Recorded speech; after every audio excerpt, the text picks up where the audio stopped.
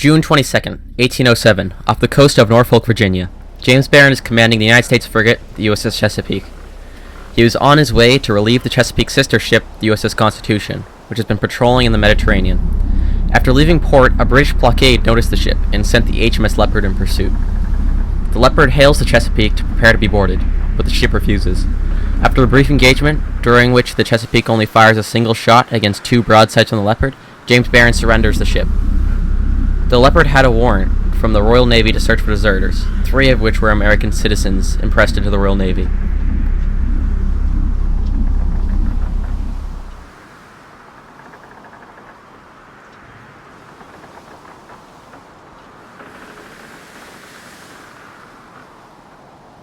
This conflict may be a pinnacle moment in the effect Impressment has had on the United States, but it is not where its influence started.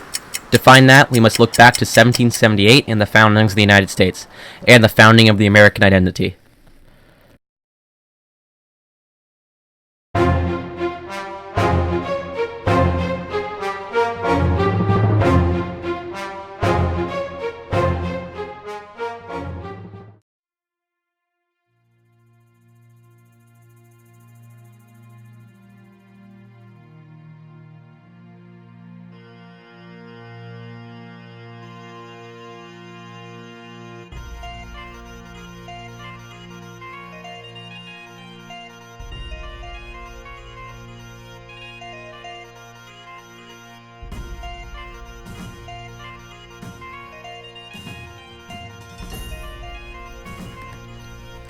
The Revolutionary War and the Battle of Saratoga left the British in desperate need of soldiers and sailors, leading to the creation of the Recruiting Acts of 1778 and 1779.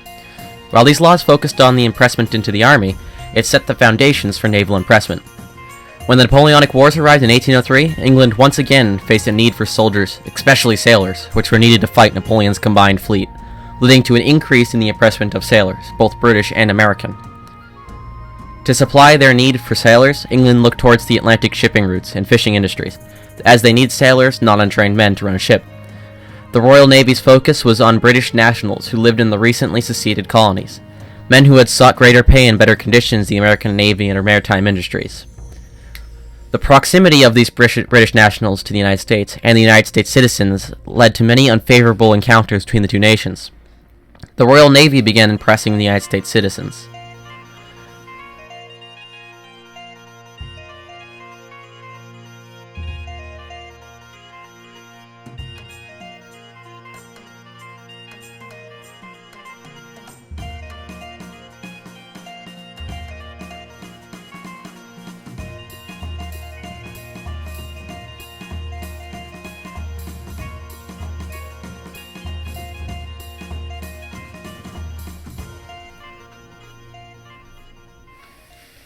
There are many reasons that the British may have begun impressing United States citizens. It may be because of the similarity of the English and Americans, or more nefarious reasons. Despite this, it is not important why the British began impressing the United States. The lasting impact was caused by the United States' reaction to the impressment. During this time, the United States was in a phase called the Early National Republic, a time of political and cultural tumult.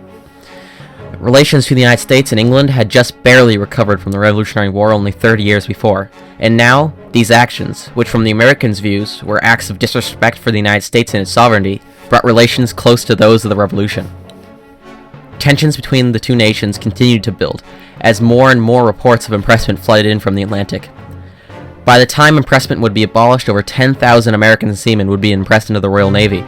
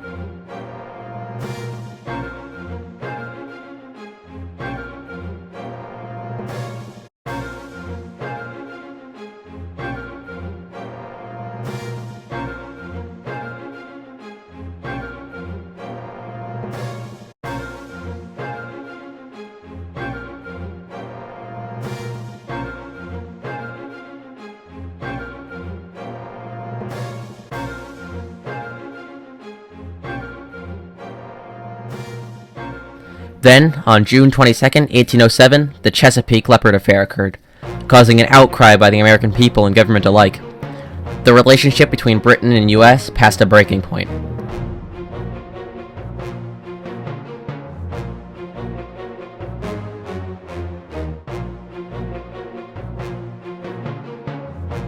In response, Jefferson put forward and enacted the Embargo Acts of 1807, which banned all exports of the United States, in an effort to keep the United States neutral in the Napoleonic War and to limit the contact between United States sailors and the British Navy.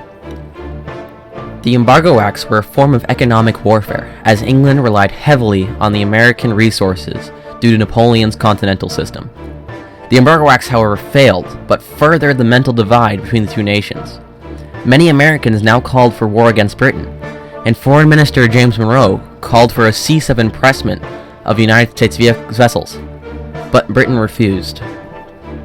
Calls for war eventually calmed, but the disdain for Britain remained. This blatant disregard for the United States sovereignty horrified the American people. The call for national honor and nationalism imprinted itself on the American mind and can be seen to this day. The United States government also desperately, above anything at the time, wanted to remain neutral in the Napoleonic War, and because of the Orders of Council of 1807, which were English mandates that banned its allies and neutrals, including the United States, from trading with France, and the Embargo Acts of Thomas Jefferson, an isolationist mindset developed. Eventually, war would break out between Britain and the United States due to impressment, along with many other reasons.